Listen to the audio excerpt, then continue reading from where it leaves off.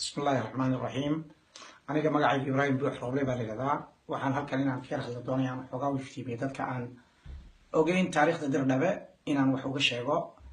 إن أرت مجال الدرنبة حلا أساسي كل سجال بقول الله بدي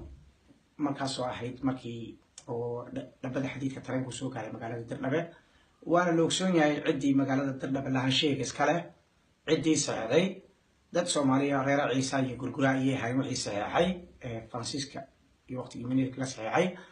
ka bacdi waqtiyadii kala gadisneedna waa la iska salowda ogsoon yahay ismaamulka magaalada Dirnabe waxa loo jiray ismaamulka Ciisa iyo gurguraha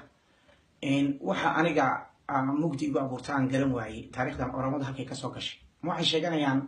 dadkan aforamada ku yar hadlaya waa nasiib darro in taariikhdii hore la masaxo ay dowladdan EPRDF amba hay'adda salo yaqaanaba ay taariikhda dalaba mugdi galiso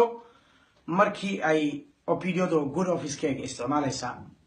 ay la timid in magaalada dalaba anaga ale ay yiraahdeen oramadu ay ku doodo sida loo wada ogsoon yahay marka la shantii ismaamul dowladda Ethiopia ka jiray shan ismaamul baa ka jiray waqtigii 1989 amba shan Rasgaz Ogaden Rasgaz Eritrea Rasgaz Tigray Rasgaz Redwa Isana Gurgura Rasgaz ayaa reero isana gurgura Rasgaz isana gurgura wadad Soomaaliya goorta ay Soomaalida halkii oramada ka soo galeen ma garan laayahay taana waxa keenay markii ay hay'addu ay diiday amba magaca Ciisa iyadoo Ciisa waxay u taqaanay qabiil gaar ah Soomaaliya bay aqoonin markii magaca Soomaalida la qaatay iyo dowladda mugdi amba maaragtay murama ay ka keentay iyadoo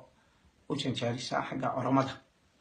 habase ahaatee dadkan miyiga magaalada Dirnabe degan ay raggan oramada inay ku soo abtirsadaan ay doonayaan qaarkood in magaalada waa la wada degan yahay qaybta dhinaca waqooyi iyo galbeedka xaggan Ciisa ka degan dhinaca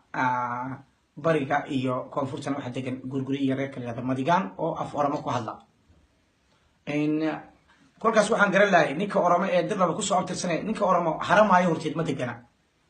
haramaayo wixii ka sii sheegan bay oramo degantay waxa ilaa dhangago ilaa xarla ilaa meelahan degan waa gurgure af oramo ku hadlay amba reer kale Madigaan labada reerood af oramo ku hadlay oo Soomaaliya oramaduna yaqaan inay Soomaali yihiin